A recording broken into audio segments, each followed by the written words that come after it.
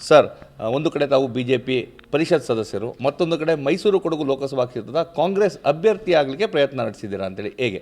ಹೌದು, ನಿಜ.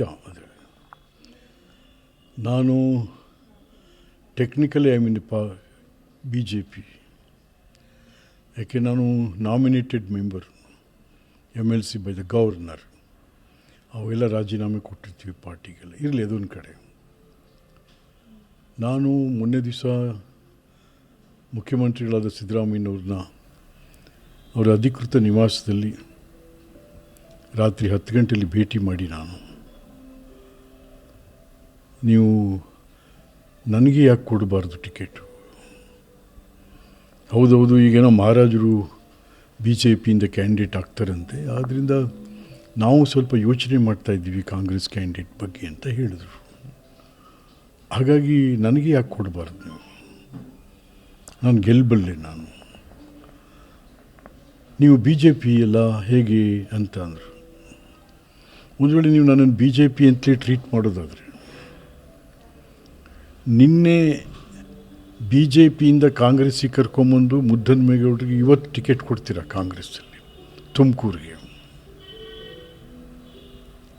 ನಾಳೆ ಜಯಪ್ರಕಾಶ್ ಹೆಗಡೆ ಸೇರ್ತಾ ಇದ್ದಾರೆ ಕಾಂಗ್ರೆಸ್ಗೆ, ಟಿಕೆಟು ಕೂಡ ಕೊಡ್ತಾ ಇದ್ದೀರಿ.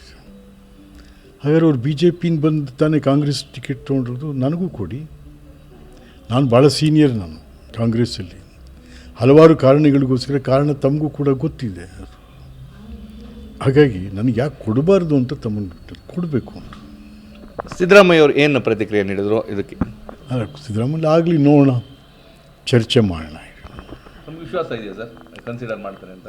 ಅಲ್ಲ, ನೋಡೋಣ ಅವರು ಯಾವ್ಯಾವ ರೀತಿ ಅದನ್ನು ಅವ್ರ ಲೆಕ್ಕಾಚಾರಗಳಿರ್ತಾವಲ್ಲ ಹೇಗೆ ಅಂತಂತೇಳಿ ಕೇಳಿದ್ದೀನಿ. ಕೊಡ್ಬೋದು ಅಂತ ಅನ್ನಿಸ್ತಾ ಇದೆ, ನೋಡೋಣ. ಹಿಂದೆ ತಾವು ಇದೇ ಒಂದು ಕ್ಷೇತ್ರದಲ್ಲಿ ಸಂಸದರಾಗಿ ಕೆಲಸ ಮಾಡಿದ್ದಂಥವ್ರು, ಕಾಂಗ್ರೆಸ್ನಿಂದನೇ ಆಯ್ಕೆಯಾಗಿದ್ರಿ.